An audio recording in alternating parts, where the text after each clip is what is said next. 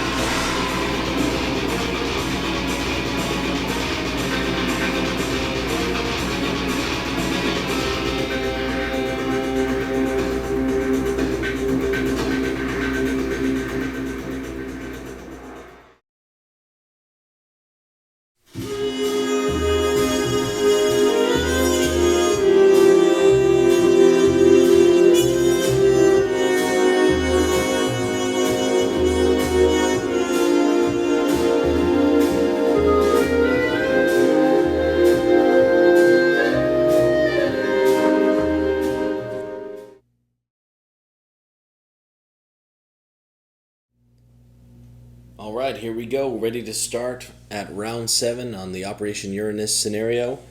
As a reminder, Operation Uranus starts on the second half of round 7, so the Soviets are going to begin on card draw 9, Allies Reinforcement. And if you remember correctly, there's going to be a bonus card in here at the end of it. Heroes of the Soviet, on the next card, Heroes of the Soviet Union when they do their movement phase, which is after reinforcement. So that's going to be coming up in the deck. I drew the random Operation Uranus starting cards. The Soviets have pretty strong force down here on the southern flank of 6th Army. On the northern flank, it was really heavy on aircraft. You can see 2 fighters and 2 bombers in there.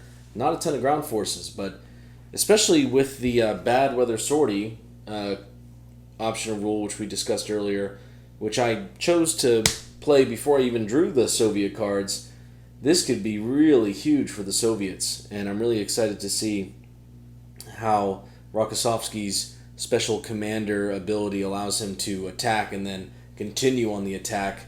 So this is going to be a really interesting game with these commanders in here. As you can see in the city, as we played Operation Uranus in the past, Soviets are really crunched in the middle, and the Axis forces have most of the city at this point. So we've had one freeze, so the Don River is frozen, but the Volga is not yet frozen. The next freeze will freeze the Volga, and remember, bad weather does not stop aircraft from flying. It just gives them a -1 penalty to their attack and defense values. So here we go. We're about to start the back half of round 7 for the Soviets.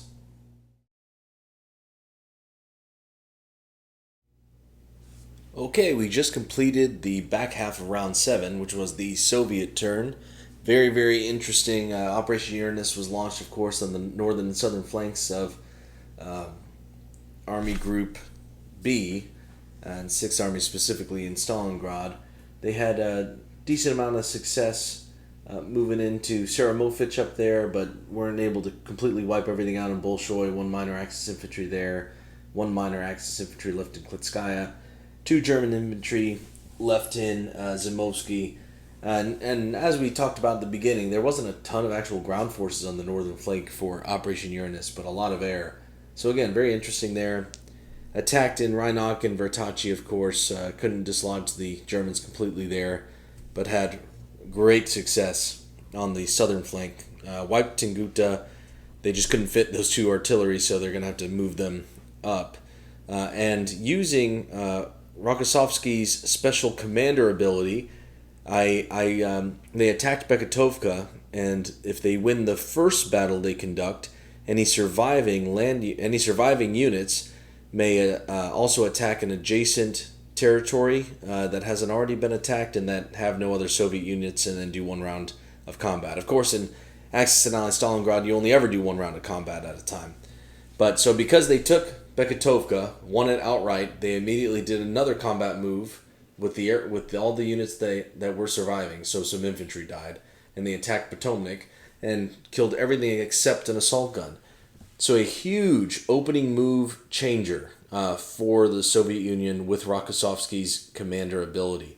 Now, the only problem with that is, I guess we'll see if the Germans want to exploit on their turn, right, the line here with Beketovka.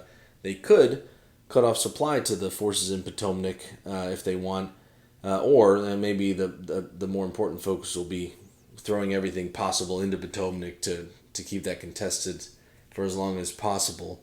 In the city, they did attack Pavlov's house, of course. They didn't take out any German infantry. They lost 1 infantry. And in Barakati factory, pretty much, I can't remember if they lost 1 infantry or not, or if it was just a stalemate. And a stalemate in Spartanovka. So a lot less going on in the city. Not for lack of trying by the Soviets, but a lot more going on for them on the region board with Operation Uranus.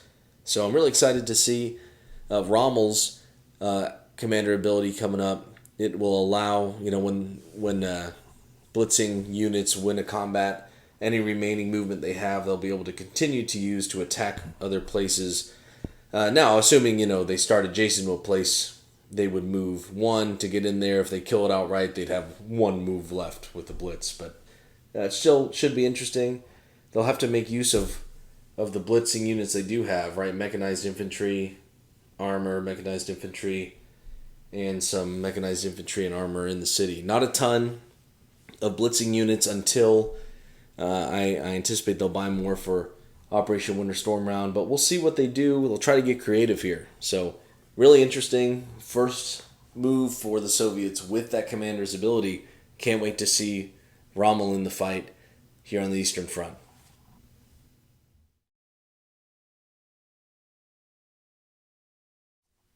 Okay, we have just finished the first half of round 8. That was the Axis side.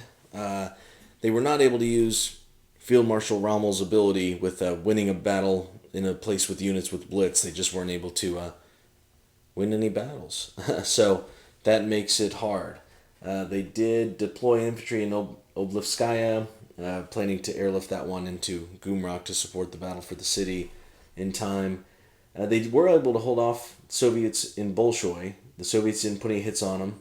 They were able to hold them off in Kletskaya as well, but they did lose here in Zimovsky. So Soviets going to start moving down there. They moved an assault gun, a Stug, down to Kapania, trying to take the long way to try to either block when they need to or support the fight for Potomnik. They moved forces into Beketovka to kind of split, to dare the Soviets to attack them there, and more importantly, to cut off supply to Potomnik. So that was, I think, pretty good. Maybe they might have to devote more to Potomnik, but enough for now. They took out a couple units there in Potomnik and lost a couple. Still fighting for Reinach, barely holding on, and pretty much a stalemate in Vertachi. Now in the city, combination of ambushers and just a fight for Pavlov's house totally wiped out the 4 German infantry that attacked Pavlov's house, so that went terribly for them. Barakati Factory, each side lost 1, and in Spartanovka, Axis lost 1. So, the fights for the city, they're not going great right now. They got plenty of supply. They airlifted a bunch in there to future-proof themselves. But, it was clear weather. We did not have a freeze this round. But, yeah, I mean, I don't think Rommel's commander's ability was really going to come into effect until Operation Winter Storm, and we're just going to have to buy as much units with Blitz as we can, mechanized infantry and armor, and see if we can use that to kind of move more quickly than we otherwise would have been able to with follow-up attacks. But, yeah, right now the only thing that is good, I guess, for the Germans in the long term is that the Soviets weren't able to put a lot of forces on the northern flank of Uranus just because of that card draw. And but that first move with Rokossovsky getting able to hit Potomnik immediately, man, that was big. That was good. I got to think of. I'm hoping that Field Marshal Rommel's ability will be able to counter that in time. But we're gonna need Army Group Dawn to form ASAP, and of course because they attacked Potomnik on their first round, Germans immediately had to lost that fighter, took it as a casualty just to hold on to Potomnik. So. That's big. So, these bombers can only roll dice in assaults, not in battles, for fear of fratricide. So, gosh, going to be tough. But here we go. Second half of round 8. This will be the Soviet half of Axis and Allies Stalingrad, Operation Uranus.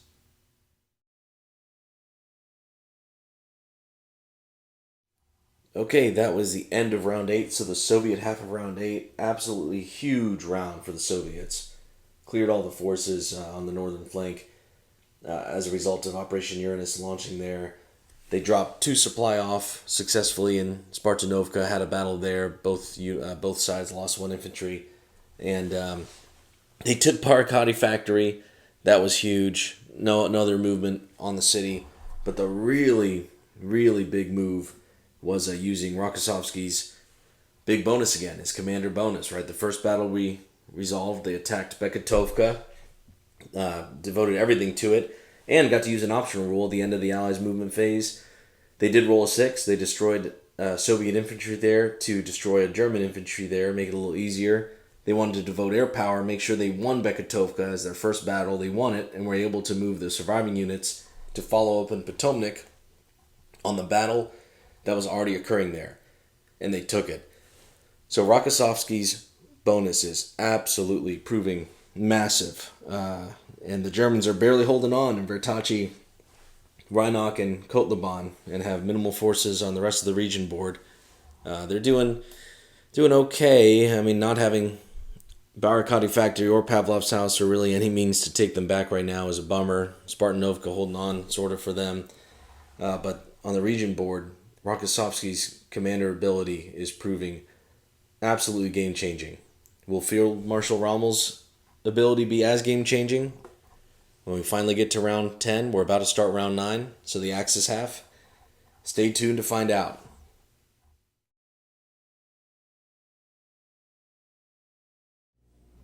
Okay, that was the first half of round 9. We did have bad weather, so the Volga River has frozen.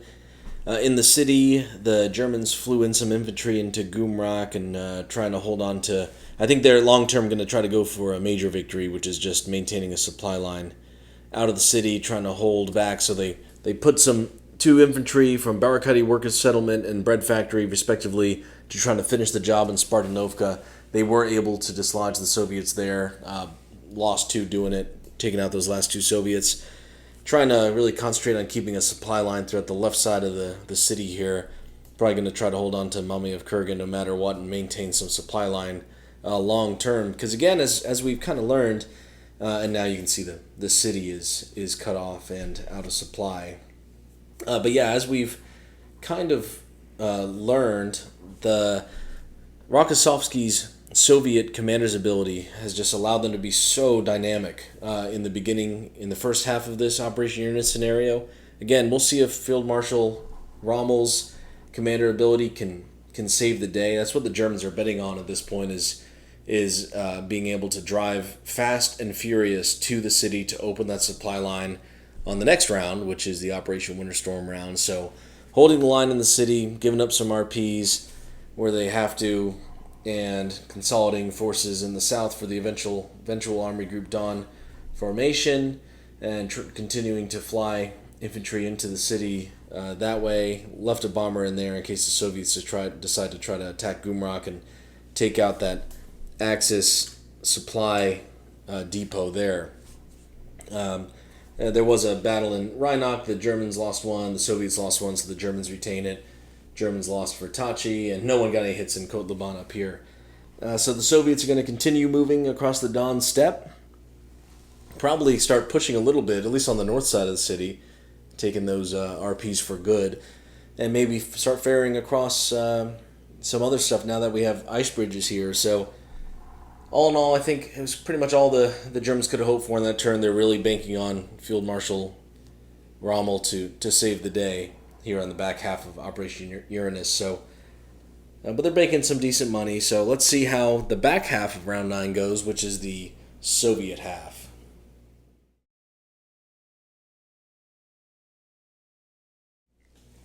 Okay, that was the end of round 9, the Soviet round. Half of the round, we're about to start round 10, which is Operation Winter Storm round.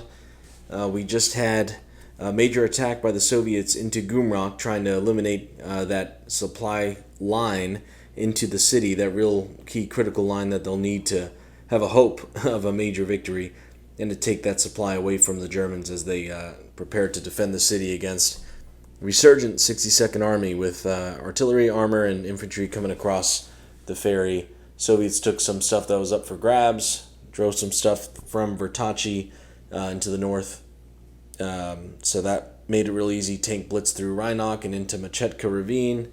The attack into Gumrak was moderately successful. It took out 2 German infantry, but the Germans took out 3. So the Soviets lost 2 artillery and 1 bomber because they threw all the bombers and fighters in there too. Tank blitz from Potomnik into Busanovka and took Kalak as well. And I gave the Germans a mulligan.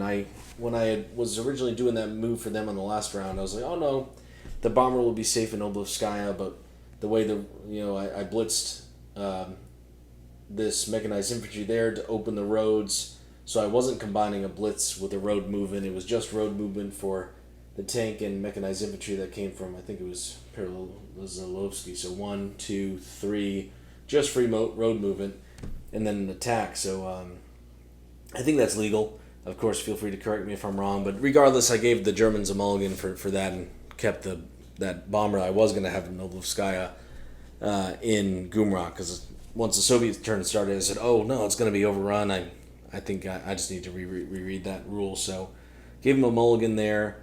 And yeah, Soviets have most of the board. They weren't quite able to get everything across to secure their total victory conditions right here, right now. Came close, just couldn't move everything in just such a way to do it. It would have been having everything west of the Don River and Rhinoc, Vertachi, and Potomac. They do have those three, don't have everything west of the Don, and with Operation Winter Storm, there's going to be forces coming in Tormosin and Verkhny Kumsky, of course, but critically, that tank that blitzed from Potomac to Busanovka and Kalak cut off that road movement line, because if the Germans come in, use road movement to Gromoslavka, attack Busanovka, they'll have to stop there, right? So that was a good move by the Soviets.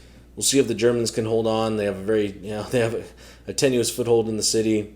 They're getting attacked on all sides. Like the Spartanovkas, the only guys up there. They might try to break up towards Rhinoc, perhaps, but the southern and western side of the city is getting crushed now by Soviet counterattack. So here we go. Let's see what the Germans buy for Operation Winter Storm and the formation of Army Group Dawn under Field Marshal Rommel. And we'll just so you remember, his commander ability after a successful attack, any units that have the Blitz characteristic may use any remaining movement to conduct more attacks. So we'll see if they can start to chain that together. Probably not in this round, again, because of that kind of broken road movement up from Tormosin and up from Verkhny Kumsky. But maybe on rounds 11, 12, and 13, we'll get to see Rommel in action. Maybe he'll save the day. Maybe the damage has been done. All right, let's see. Here we go. Going into round 10, the Axis half.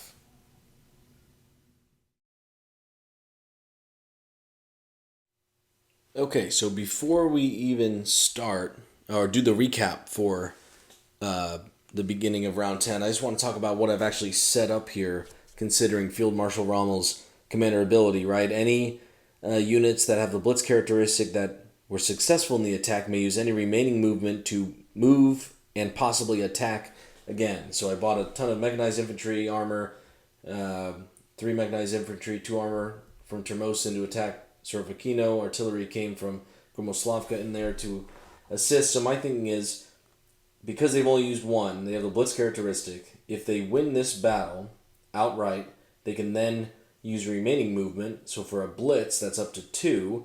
They can move into Oblovskaya and attack there as well. All the armor and the mechanized infantry.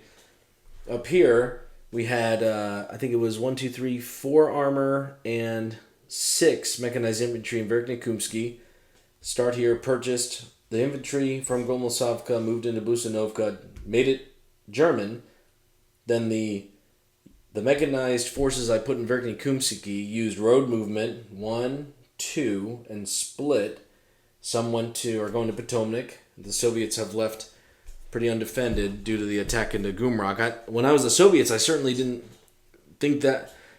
I knew the rules could potentially allow that. I just didn't see that as a move that the German half of me would do.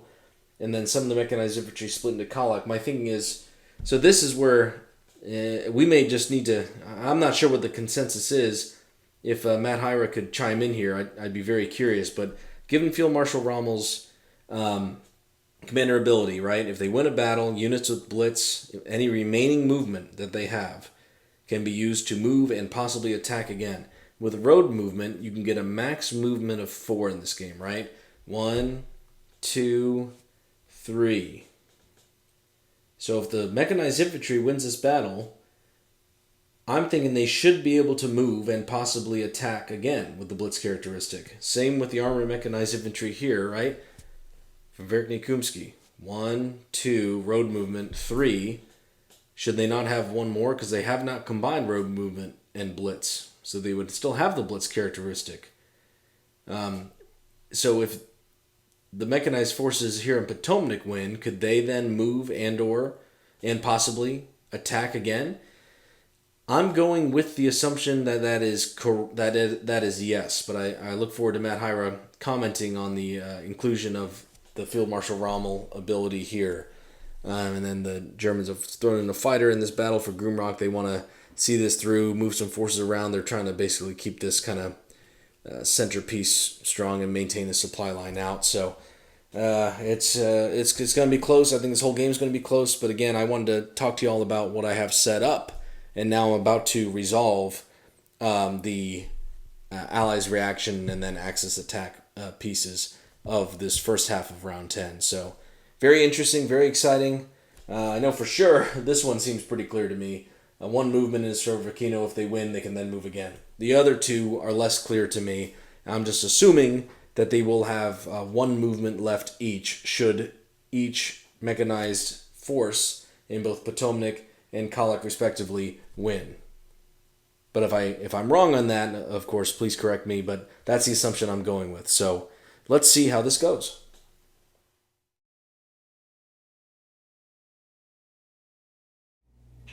Okay, yeah, that was the first half of round 10, so the Axis half, Operation Winter Storm. Given that discussion we just had, if I played it correctly, right, this one I think was pretty cut and dry. They attacked Surovikino, successfully won the battle, immediately blitzed into Oblutskaya with Field Marshal Rommel's ability, killed the Soviet units there. Great. Now, this was the part where we just need some clarification, I think, or I do. But anyway, assuming I played it correctly, Field Marshal Rommel's ability, in this case, the road movement attack into Colac, successful, kept one mechanized infantry there, moved one to Vertachi, reopened the supply line to Rhinock. This one, the mechanized infantry and the armor into Potomac, took the two Soviet fighters, assuming one blitz movement left, sent mechanized infantry, which automatically boosted into Gumrock, and then had more units to attack in Gumrock, took the Soviet artillery out there, and now that's making that tenuous hold on the city potentially a lot more robust, even with more Soviet mechanized forces coming in. But on the region map itself, Field Marshal Rommel's ability turned the tide of the entire battle. This is no longer unsupplied. I would say in the favor of the Axis. So, the first half of Operation Uranus totally dominated by Rokossovsky's commander ability. And now in one round, Field Marshal Rommel has evened the playing field. So that was really incredible. Now, the Germans aren't out of the woods yet, right? So I think the Soviets are still going to be outproducing them. We'll see what they can do to try to attack Potomac or gobble up what's left in the city. But regardless, what was looking rather hopeless now has hope. Certainly to avoid, I think, a Soviet major victory or total victory. I think now the best the Soviets can probably hope for is a minor victory, and it's going to be a battle for Potomac. But when it was looking like, wow, Soviets on the verge of a total victory here, and now look, in one turn, right, Rhinock, Vertachi, Potomac, all taken. So both commanders have changed the way this game is played. It's been really interesting in the normal out-of-the-box rules in Stalingrad. Something like that can't possibly or legally happen. So this has been great, and that goes for the Soviets' opening moves too, with Rokossovsky's forces going from Beketovka immediately into Potomac thereafter. So this was really, really interesting. So let's see how the second half of round 10 goes, and that is the Soviet half.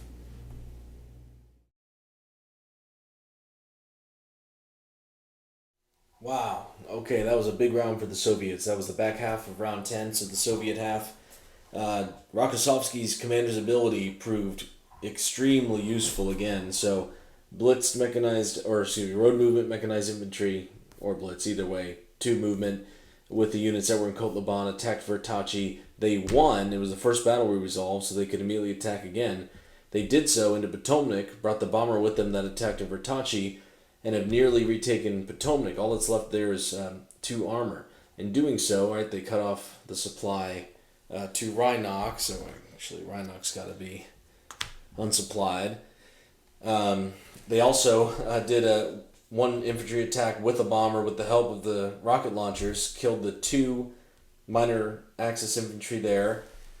Counterattacked down here with armor and mechanized infantry, killed, I think it was just one artillery there, moved infantry here to Novomoskv. So the supply line from Tormosin toward the city is blocked and cut off, and now from Verkhny Kumsky is also cut off. So the city is once more unsupplied. The Soviets also attacked into Mamayev Kurgan. All that's left is one unit. They're trying to suffocate what's left. It's a very tenuous supply line. They had to burn a supply in that defense, the Germans did. Extraordinarily tenuous supply line left in the city from Mamayev Kurgan to train station number 1, army camp in Gumrak, the airfield at Gumrak, with more Soviet armor coming across the river, infantry and artillery set to start moving, and more coming down from the north. And then, of course, there's 2 infantry and 1 artillery for the Soviets that can move up into Rhynok. All this to say, right, now that the Germans have to try to break through again, which they may be able to do with Field Marshal Rommel, but I feel like Rokossovsky and Rommel are really great, similar yet slightly different commanders whose abilities are entirely changing the way I'm thinking and playing this game, and I think it's just really outstanding fun. So let's see how round 11 goes. That's the Axis half up first.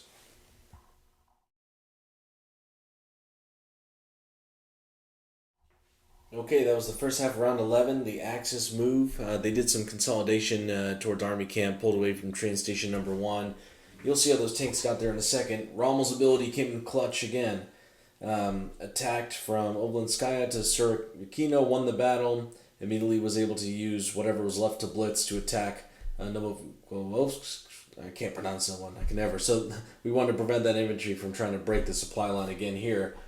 Rommel's bonus helped a ton again here too, right? Took units, 1 tank, 1 armor, 1 armor, 1 mechanized infantry. That's all we could afford because we actually did roll a 6 at the beginning of Axis reinforcement phase, so we lost a bomber and got 5 IPCs because it was Operation Uranus, which actually in this case, we happily took that trade as the Axis just because there's so little that the Axis is getting anymore for RPs. So move that tank and armor into Busanovka, won the battle there, used 1 more movement to join the battle for Potomnik with those 2 armor that were there, won that, and because they won that one, the 2 armor that had movement remaining that hadn't moved at all were the 2 armor that were already in Potomnik.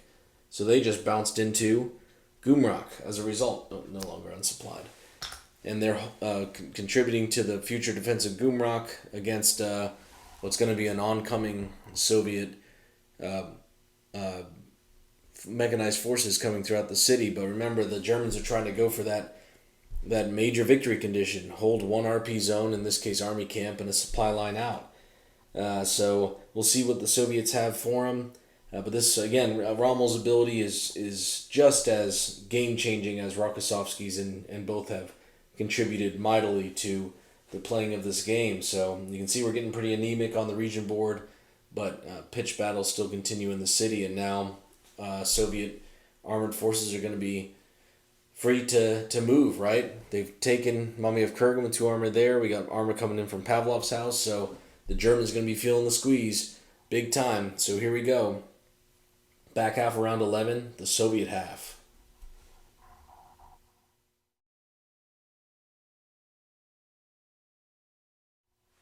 Okay, that was the end of round 11 going into round 12, so that was the Soviet round. They didn't actually get to use Rokossovsky's bonus because they didn't actually win any battles. But the Heroes of the Soviet Union optional rule did come into play after Allied movement. They attacked, built armor here, attacked, and threw 2 bombers in to try to take Potomnik. They did roll a 6, so they elected to destroy a unit that was already there. I can't remember what it was. It was the armor that I built from there, and the Germans elected to destroy mechanized infantry. The 2 bombers couldn't finish the job, and in fact, the German armor killed one of those Soviet bombers. But still, to whittle down Potomnik at all, a victory, and a minor force coming to try to finish it once and for all. The Soviet infantry that was in Novomoskv died. 2 armor can come in that way for the Germans. But the big assault that came from Mamayev Kurgan and Pavlov's house and army camp started. There's only 4 infantry left for the Germans there. The rest had to pull on the sides, Southern Rail Station, and Gorodiche. So the Soviets are continuing the press. They're trying to evict the Axis forces entirely from the city.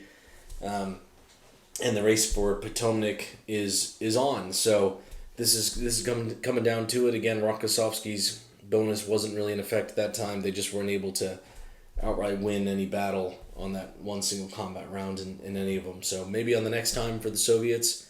But here we go for round 12. It's going to be the Axis up next, coming down to the wire. This is great.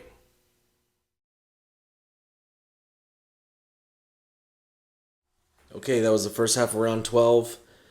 Germans brought an armor into army camp to try to keep that 1 RP. They're barely hanging on, but they're really trying. They airlifted. It was a risky move, but infantry that came from Ovoskaya into Gumrak. The Soviet artillery missed, thankfully for the Axis.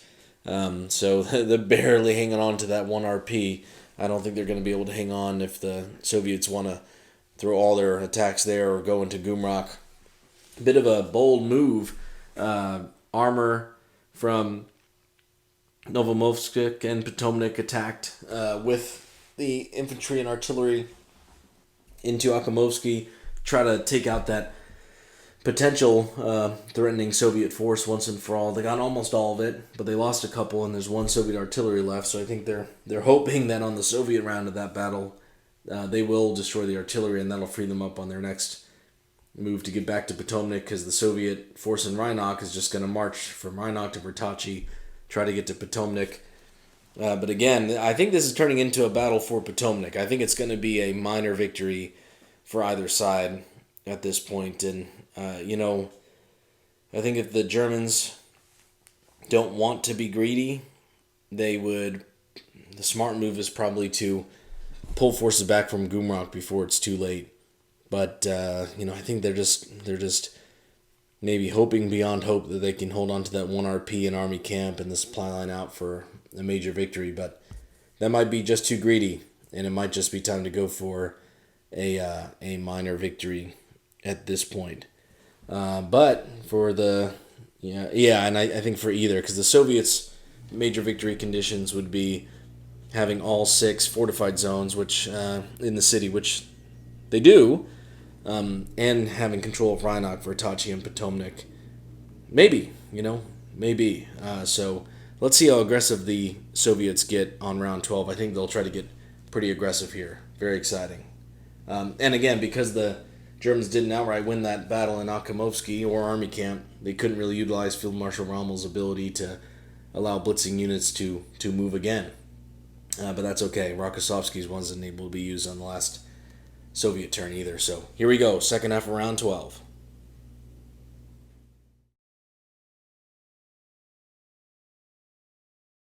Okay, that was the end of round 12, the Soviet half of the round. They did use Rokossovsky's big bonus, and they had the Heroes of the Soviet Union at the end of the Allied move-in phase roll, and we rolled a 6. Got to destroy. We chose to destroy a tank and army camp to have only 1 tank left for the Germans, so it was 2 against 1.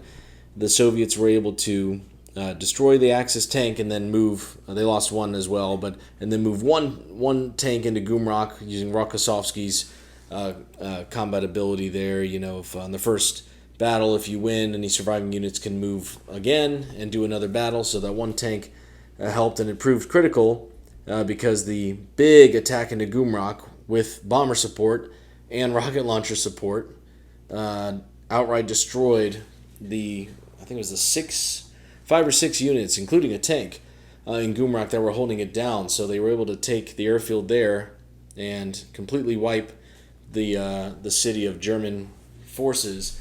In addition, clever move, right? These units moved from Rhinock to Vertachi, opened up the road movement. Soviets bought a tank, road moved into Potomac, took it, bought a tank here, moved into Potomac, had 2 tanks, and they had 2 rocket launchers. Figured, why not? Let's move them in there. Oh wait, no, I think they can only move into a place that was friendly at the beginning of the round, so they wouldn't be able to move there because they're non-combat units in that sense. So they'll stick around Bekatovka. Maybe they can move back there in the next one. So the only chance the Germans have left, and they lost their bomber that was in Gumrak as a casualty. The only chance they possibly have is an attack into Potomac. I'm not going to go through the weather round roll, and as far as money's concerned, they won't get anything at all, and they only have one left over. They can't buy anything. So let's just roll it out and see if the Germans even have a prayer of winning this, because if they they move, if they outright take it, then sure, is there a chance that they could survive the Soviet onslaught on the back half of round 13 and still hold Potomac if they get it now? Sure. Low, but we'll give it a shot. So this is going to be tough. It's going to be 2 tanks for 3 for the Germans and 2 for 4, because the Soviet tanks are defending a fortified zone, so it makes them stronger. So let's see what happens here. 2 for 3. They really do need both hits. Oh, and they missed both. All right, let's see what the Soviets do. They killed both. So that destroys the German armor, the last gasp, and that will end. So we'll fast forward to the end of round 13. Of course, everything from Gumrak moving to Potomac. It'll be a major victory for the Soviets. They won't be able to get total. They won't be able to move forces enough to take everything west of the Don. A major victory being all 6 fortified zones in the city, and Rhinoc, Vertachi, and Potomac. So that is a major victory for the Soviets at the end of round 13 on Operation Uranus. But again, this was great back and forth. On round 10 with the Operation Winter Storm round, it looked like with Rommel's moves, he had really turned it around for the Germans. And, I think I made the error with the Germans maybe twofold, doing that attack on Akhimovsky to try to take out the Soviets that were coming, and maybe not getting the hell out of Dodge, out of Gumrak, and moving them into Potomac earlier. But then again, if I had done that, all this Soviet armor especially would have just rolled right through. Could have focused more on even buying even more on the edges here and attack Potomac. I mean, I still don't know if the Germans would have held Potomac if they had thrown all their stuff. Because remember, I mean, it's still a land unit stacking limit of 8 at the end of the day. So, but that probably would have given them a chance at a minor victory, the holding of Potomac, when instead I think I got greedy with the Germans trying to go for a major victory, holding an RP zone, in this case Army camp, and a supply line out. I thought I could do it, and it was just a bridge too far. So another great game of Axis and Allies Stalingrad. Thanks for joining me. Hope you've enjoyed this special presentation of including optional rules and Axis and Allies Commanders, the upcoming expansion coming out in March. Again, this was for the Soviets, Rokossovsky, and for the Germans, Rommel. Had a great time. Can't wait to play again and experiment with other commanders. But please let me know what you think.